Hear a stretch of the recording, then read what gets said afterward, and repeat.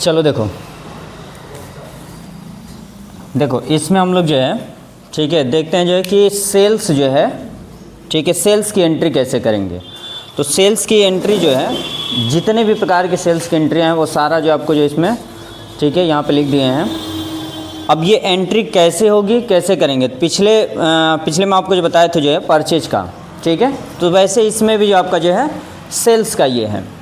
तो इसमें देखो पहली एंट्री में कहा गया है ठीक है, डेट आप देख सकते हैं, रोहन को 30,000 रुपये का माल बेचा।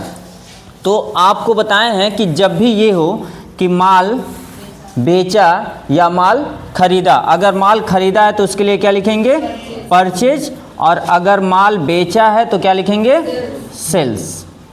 ठीक है, यानी अगर माल बेचा है तो उसके लिए जो अकाउंट बनता है सेल्स अकाउंट। क्लियर ना। तो अब इस एंट्री में आपको बताया था कि पहले जो है आपको अकाउंट पहचान कर लेना है। तो आप एक अकाउंट पहचान कर लिए कि माल बेचा मतलब सेल्स, किसको बेचे रोहन को। तो अब इसकी एंट्री क्या बन जाएगी, तो यहाँ पे हम सबसे पहले लिख लेंगे जो है डेट, जिस डेट में ये लेन देन हुआ है। तो यहाँ पे डेट क्या है 5 अप्रैल, तो हम यहाँ पे लिख लेंगे 5 अप्रैल। ठीक है, ईयर से लिख लेंगे। यहाँ पे पार्टिकुलर में सबसे पहले क्या लिखेंगे डेबिट, तो डेबिटर जो इसमें कौन होगा ठीक है रोहन। अब यहाँ पे रोहन जो है डेबिट क्यों होगा, रोहन जो है डेबिट क्यों होगा, रोहन जो यहाँ पे ठीक है किस अकाउंट के अंतर्गत आएगा, पर्सनल अकाउंट्स के अंतर्गत। रोहन क्या है, ये जो है व्यक्ति है ना, इसका संबंध किससे है व्यक्ति से है, तो ये किस में आएगा पर्सनल में। और पर्सनल का रूल क्या है कि प्राप्त करने वाला डेबिट और देने वाला क्रेडिट। तो यहाँ पे रोहन ये जो क्या कर रहा है, माल प्राप्त कर रहा है कि माल दे रहा है, प्राप्त कर रहा है। तो ये प्राप्त कर रहा है तो ये क्या हो जाएगा, ये डेबिट हो जाएगा, यानी प्राप्त करने वाला डेबिट हो जाएगा।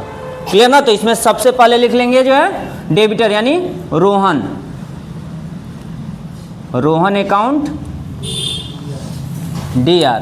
ठीक है, और नीचे जो है 2 को थोड़ा सा आगे करके लिखते हैं, यानी क्रेडिटर को 2 से, to sales account. Sales account क्या हो जाएगा क्रेडिट हो जाएगा। अब ये भी देखो क्रेडिट क्यों होगा, क्योंकि ये किस में आएगा रियल अकाउंट्स में।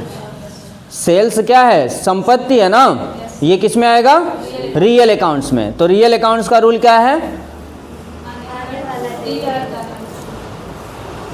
यानी आने वाली वस्तु डेबिट और जाने वाली वस्तु क्रेडिट। तो जब सेल्स करेंगे तो हमारे पास वस्तु आएगी कि जाएगी, जाएगी।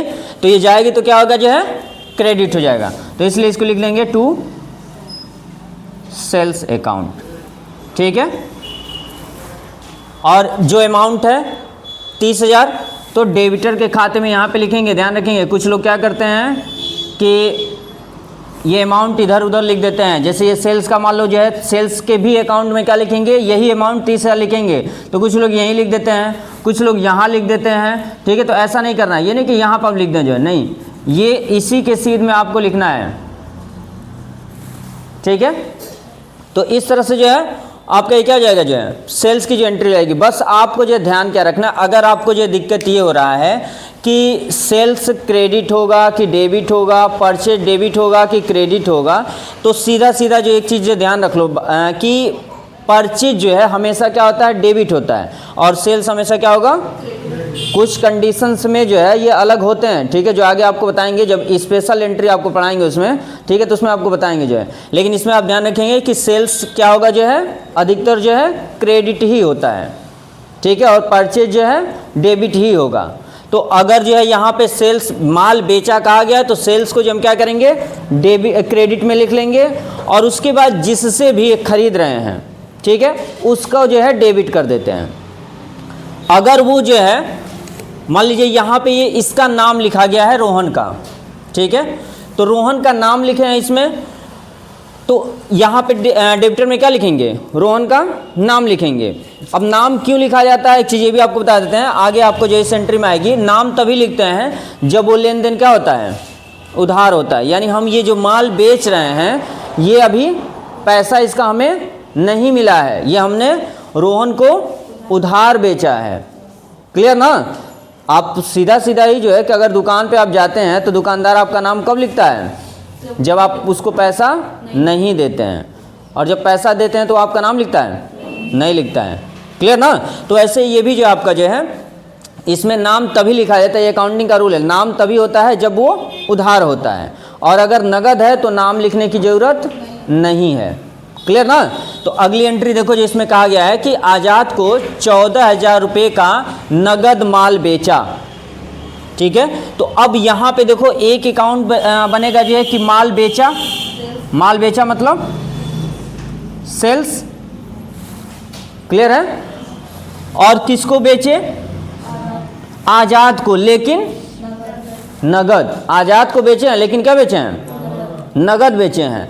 तो अब हमें आज़ाद का नाम लिखने की आवश्यकता है नहीं। क्या लिखेंगे? कैश लिखेंगे। और कैश क्या होगा? कैश क्या होगा?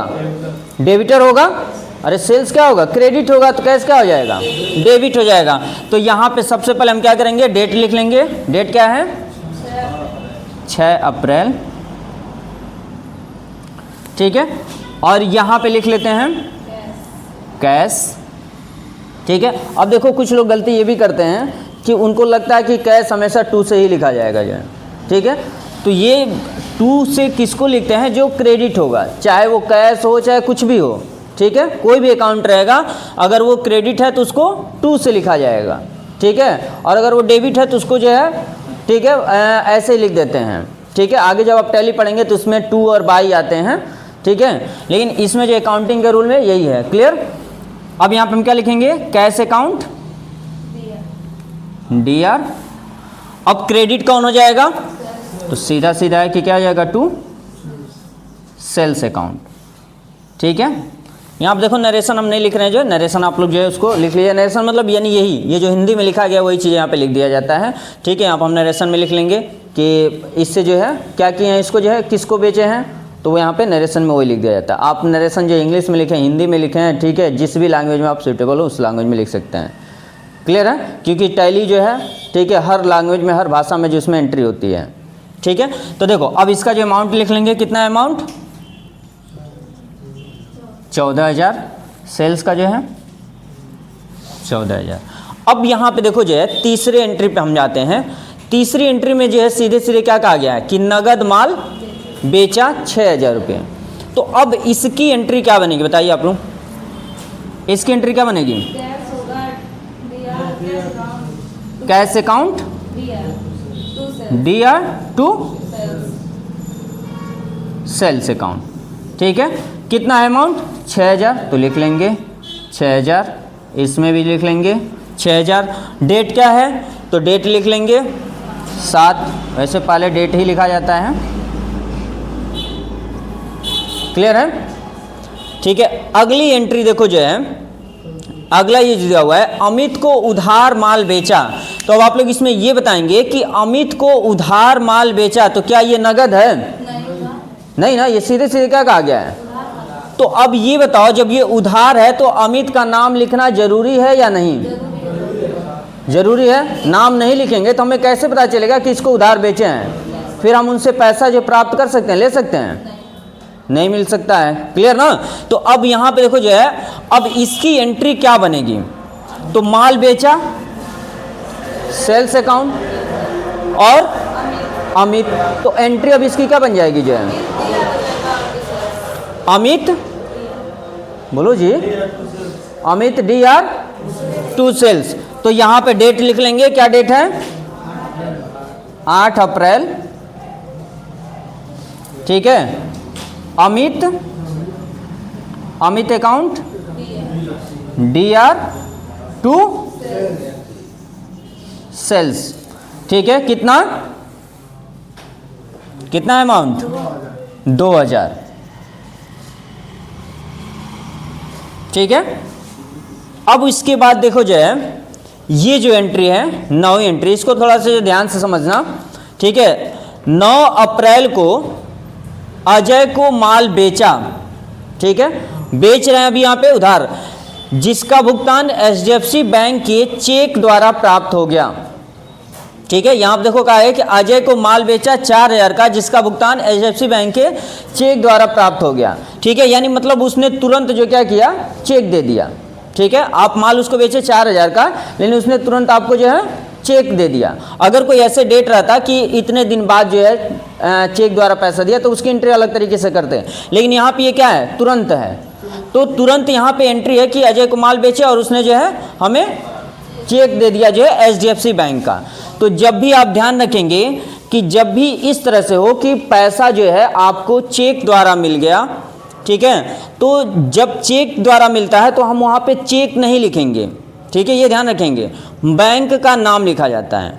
ठीक है, जब भी चेक का जो है लेन देन होता है तो वहाँ पे हम कहीं भी जो चेक नहीं लिखेंगे। हाँ, नरेशन में लिख सकते हैं कि चेक प्राप्त हुआ, क्लियर ना, लेकिन आप उसमें एंट्री में अकाउंट में कहीं भी चेक का अकाउंट नहीं बनाएंगे, क्लियर ना, चेक का अकाउंट नहीं बनता। अकाउंट किसका बनेगा, बैंक का बनेगा, क्लियर ना। तो अब यहाँ पे देखो, अब सीधा सीधा जो है ये बात है कि जब बैंक का अकाउंट बनेगा तो एक बनेगा एचडीएफसी बैंक का अकाउंट, चूंकि तुरंत उसने पैसा दे दिया, तो एक एचडीएफसी बैंक का जो बनेगा, और एक क्या बचेगा, माल बेचना का, यानी सेल्स का, यानी हमने माल बेचा और हमें कैश, चेक भी क्या है, एक तरह का जो है कैश का ही है वो, क्लियर ना। तो जहां हम कैश लिखते हैं वहां पे क्या लिख देंगे, एचडीएफसी बैंक। जहां पे हम व्यक्ति का नाम लिखते हैं वहां पे क्या लिख देंगे, बैंक का नाम लिख देंगे, क्लियर ना। सेल्स क्या होगा, अब ये नहीं कि जो अब ये यहाँ पे बैंक आ गया तो सेल्स जो है कुछ और हो जाएगा। ठीक है, सेल्स भी क्या होगा, वही क्रेडिट ही होगा, नियम नहीं बदलता। नियम बदलता है, ठीक है, अकाउंटिंग है जिसमें नियम नहीं बदलेगा।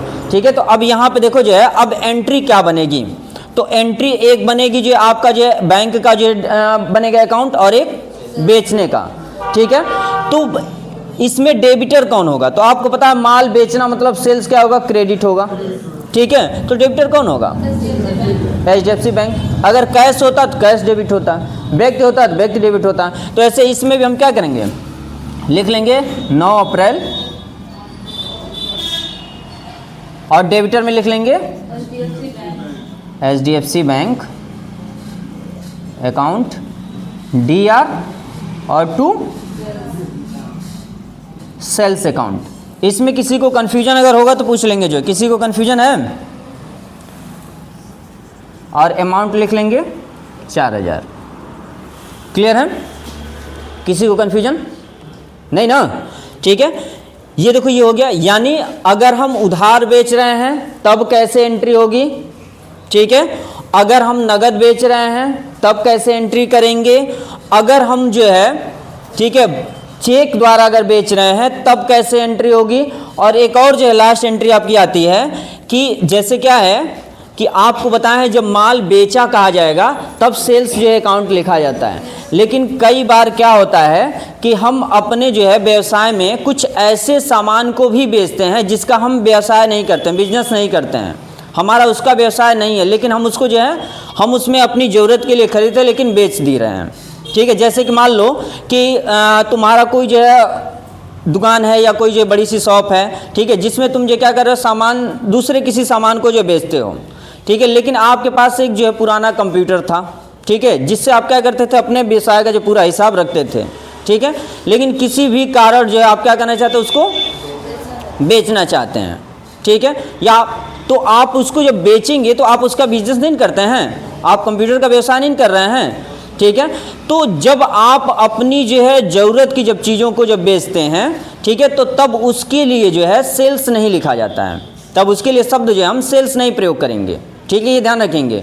तो हमें कैसे पता चलता है अकाउंटिंग में कि हम बिजनेस का सामान बेच रहे हैं या फिर जो हमारी ज़रूरत है उसको बेच रहे हैं, क्योंकि बेचना तो हर जगह लिखा रहेगा, तो अब बेचे तो क्या बेचे, कैसे पता करेंगे। तो अकाउंटिंग में इसमें जो ये नियम बना है कि अगर सामान का नाम लिखा हुआ है और बेचना या खरीदना कहा गया है, तो इसका मतलब ये है कि वो आपके जो है बिजनेस का सामान नहीं है, आपको आवश्यकता थी, आप जो उसको बेच रहे हैं, या आपके बिजनेस का कोई जो पार्ट था जो है, जो आप बिजनेस उसका नहीं करते थे लेकिन आप उसको बेच रहे हैं, तो तब उसके लिए क्या करते हैं, ठीक है, उसका जो सामान का नाम लिखा जाता है। क्लियर ना। और जिसमें सामान का नाम नहीं होगा मतलब आपको खरीदने और बेचने के लिए कहा गया है, मतलब वो आपके बिजनेस का सामान है। जैसे यहाँ पे देख सकते हैं कि कहा गया नगद माल बेचा, तो इसमें कहीं भी सामान का नाम नहीं है कि हमने फर्नीचर बेचा या ज़मीन बेचा, ऐसा कुछ नहीं ना है। ठीक है, तो ये क्या है, आपके बिजनेस का सामान है। क्लियर ना, जिसका आप व्यवसाय करते हैं। ठीक है, लेकिन ये आपके बिजनेस का सामान नहीं है, क्योंकि यहाँ पे कहा गया कि कंप्यूटर बेचा है, लेकिन कंप्यूटर कहा गया है। ठीक है, यानी सामान का यहाँ पे नाम मौजूद है, मतलब हम इसका व्यवसाय नहीं करते हैं। तो इसकी एंट्री आप कैसे करेंगे, तो इसकी एंट्री देखो कैसे की जाती है। तो जब भी इस तरह की एंट्री करेंगे तो उस सामान का अकाउंट बनता है जिस सामान को आप बेच रहे हैं। ठीक है, और यहाँ पर बेचने का जो है सेल्स नहीं लिखेंगे, क्योंकि अधिकतर इस तरह के सामान को आप नगद ही बेचते हैं, उधार नहीं बेचते हैं। अब मान लीजिए हमारा जो है मोबाइल है, ठीक है, हम उसको बेचेंगे सेकेंड हैंड, जो है हम इसका व्यवसाय नहीं करते हैं, तो जब हम बेचेंगे इसको तो हम क्या करेंगे, तुरंत पैसा ही लेंगे ना। ठीक है, ऐसा तो नहीं कि उधार जो रखेंगे। ठीक है, किसी कंडीशन में होता है, आगे उसकी एंट्री बताएंगे कैसे होता है। क्लियर ना। तो अब इसमें देखो जो है, तो बेचने का जो यहाँ पे अकाउंट नहीं बनेगा, तो अकाउंट किसका बनेगा, तो बनेगा किसका, कैश का। यानी हम सामान बेच रहे हैं और हमें पैसा मिल रहा है। क्लियर ना। तो एक अकाउंट हो गया जो है कैश का, और एक हो गया आपका जो है कंप्यूटर का। तो अब यहाँ पे देखो, ये भी किस में आएगा, रियल अकाउंट्स में, ये भी किस में आएगा, रियल अकाउंट्स में। तो रियल अकाउंट से ही कहता है कि आने वाली संपत्ति डेबिट और जाने वाली संपत्ति क्रेडिट। तो अभी आपकी ये संपत्ति थी और अब आपके पास से ये जा रही है, तो जा रही है तो क्रेडिट, और अब ये संपत्ति आपके पास आ रही है, तो ये क्या हो जाएगा, डेबिट। इसी चीज़ को जो यहाँ पे लिख लेते हैं, नीचे चूंकि जगह नहीं है लेकिन थोड़ा सा, ठीक है। देखो अब यहाँ पे लिख लेंगे 10 अप्रैल, ठीक है, 2025। अब यहाँ पे जो है डेबिटर कौन है, कैश। तो सबसे पहले यहाँ पे लिख लेंगे cash account DR to computer.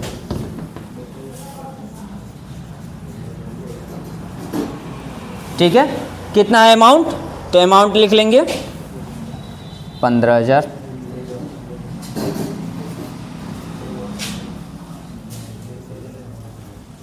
Creditor में भी अमाउंट लिख लेंगे 15,000। क्लियर है ना। तो ये एंट्री क्लियर है, किसी को कन्फ्यूजन, कुछ रह गया है कन्फ्यूजन, नहीं ना। तो ये हो जाएगी एंट्री।